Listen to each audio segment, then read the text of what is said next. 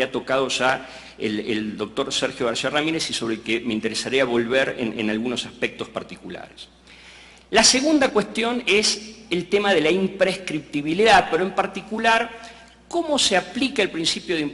imprescriptibilidad frente a la aplicación del principio de legalidad penal y el riesgo de aplicación de leyes ex post facto en materia penal o leyes penales más severas? ¿Cómo articular esta idea de imprescriptibilidad con principio de legalidad penal? Este es un debate muy fuerte en varios países de la región.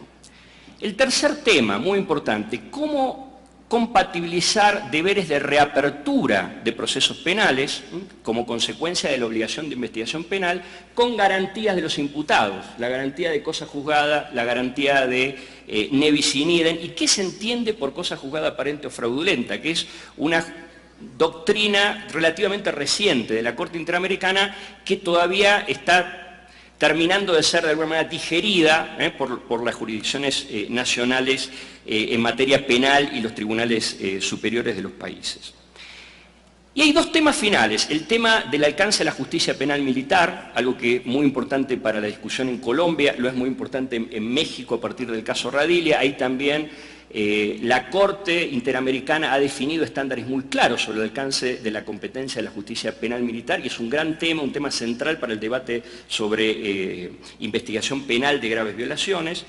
Y el quinto tema, el tema de los deberes de extradición y justicia, o sea, extraditar o juzgar, cosa que la Corte Interamericana también ha desarrollado en algunos casos. Por ejemplo, en el caso La Cantuta respecto de Perú, deber de extraditar o juzgar. Recuerdan cuando Fujimori estaba pendiente de su extradición de Chile a Perú, o también recientemente en algún caso sobre Colombia, en la ejecución del caso de La Rochela, cómo compatibilizar la extradición con el juzgamiento de graves violaciones de derechos humanos en los países donde esas violaciones se cometieron. Voy a dejar los dos últimos temas y me voy a referir muy brevemente a los primeros tres.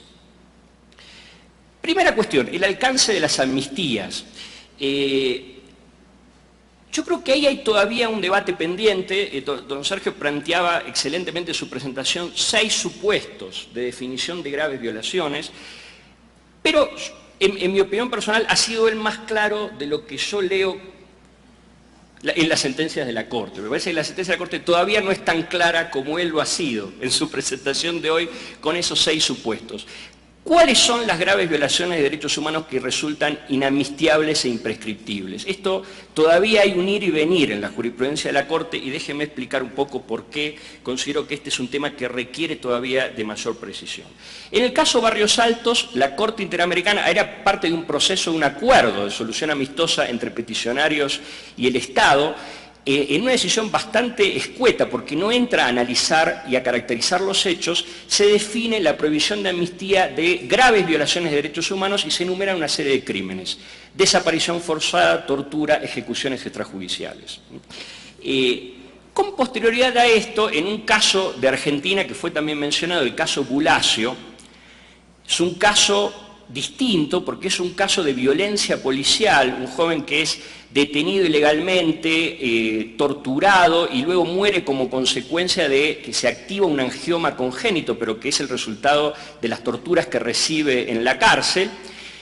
Así la Corte plantea que Argentina no puede invocar las normas de prescripción del derecho interno e invoca la jurisprudencia de Barrios Altos. Cuando el caso llega a los tribunales argentinos para implementar el caso Bulacio, en una decisión de la Corte Suprema Argentina, en el caso que se denomina Expósito,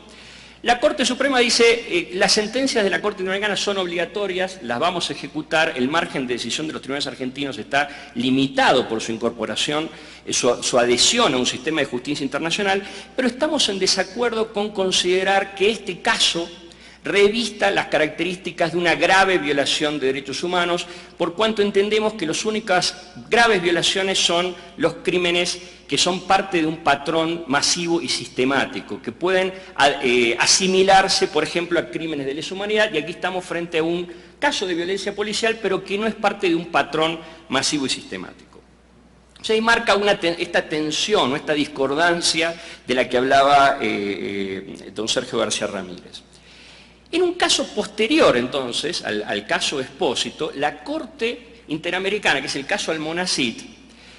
avanza en el sentido de considerar que antes de definir si estamos frente a una amnistía incompatible con la Convención Americana, es necesario caracterizar los hechos del caso para ver si encuadran en el concepto de crimen de lesa humanidad. En varios puntos de la decisión de Almonacid, la Corte dice: corresponde que esta Corte examine, es un caso de una ejecución extrajudicial cometida en plena dictadura chilena, que la Corte examine si esta ejecución judicial es parte o no de un patrón de violencia generalizada o sistemática contra la población civil. Fíjense, no había discusión que era un caso de ejecución extrajudicial, pero la Corte no se limita a eso, analiza en qué medida se trata de una ejecución extrajudicial que puede ser asimilable a crimen de lesa humanidad, o sea, patrón masivo y sistemático. Y hace todo un análisis de los hechos del caso,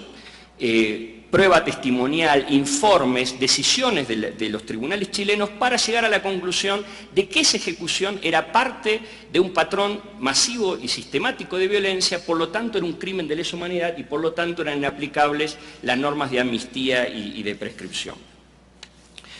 Uno podría, si la jurisprudencia se hubiera limitado a Almonacid, llegar a la conclusión de que para la Corte, a partir de Almonacid, grave violación podía ser equivalente a crimen de lesa humanidad, de alguna manera, o eso podría haber sido una lectura. Sin embargo, en casos posteriores, y me voy a centrar simplemente en uno de ellos, el caso Hellman de Uruguay,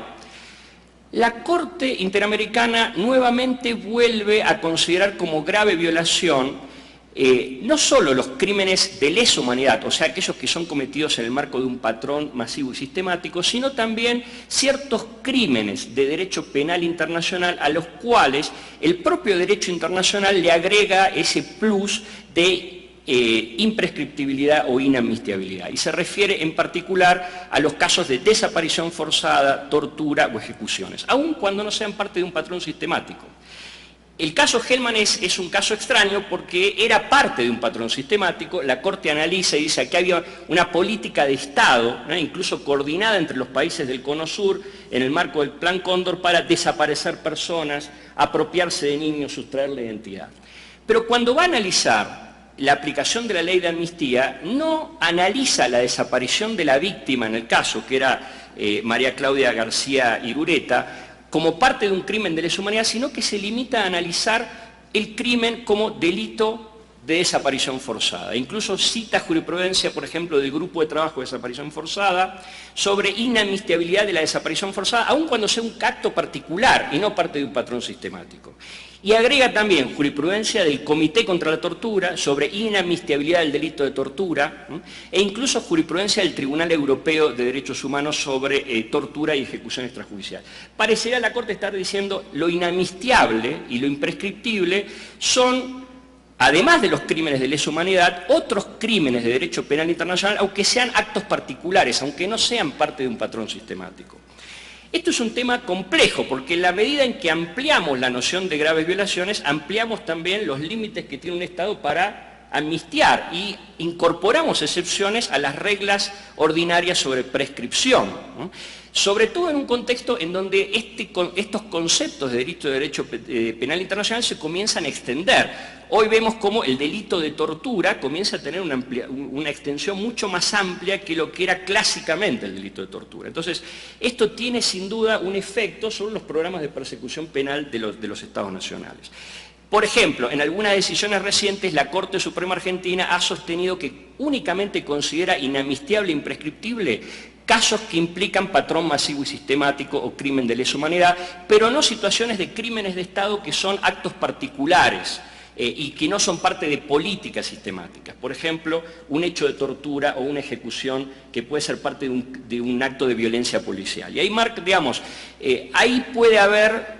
una brecha entre la jurisprudencia internacional y la jurisprudencia constitucional que se puede ahondar en el futuro o ir cerrando en la medida en que ese diálogo interjurisdiccional se dé de una manera más apropiada y que la Corte comience a precisar el alcance del concepto de